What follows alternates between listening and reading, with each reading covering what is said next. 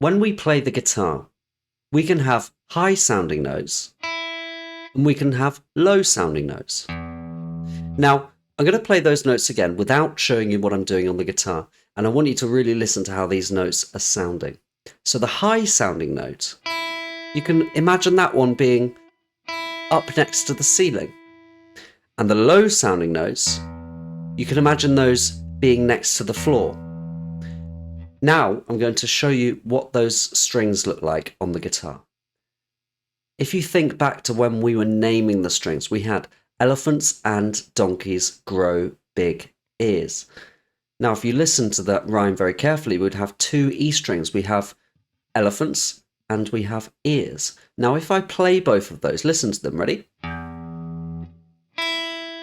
We have a low sounding note and a high sounding note. And both of those notes are called E. So we would say this one is the low E string. And this one is the high E string.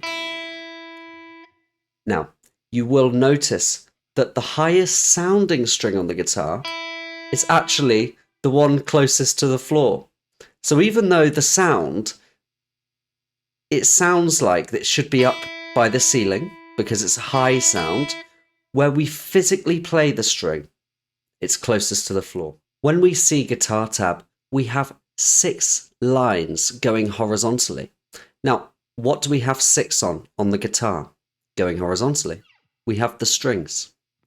Each of the lines that you see represent a string on the guitar.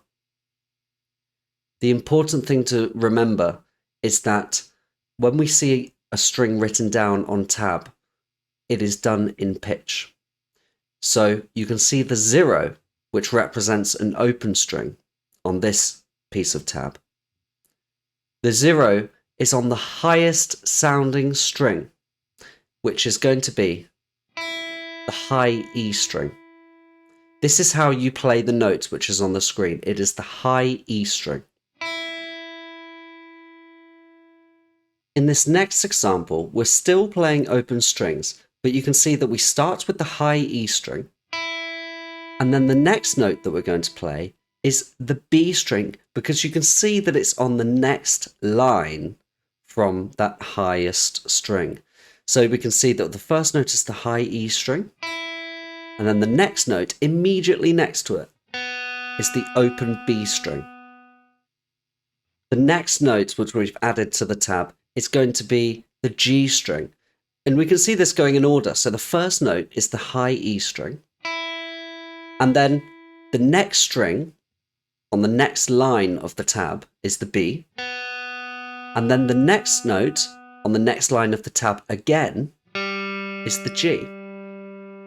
So what we have is we have the open E string, the open B string, and then the open G string. We're still getting used to reading the tab in pitch and transferring that to the guitar, which is going the other way around. So think about how it is sounding when we see the tab written down.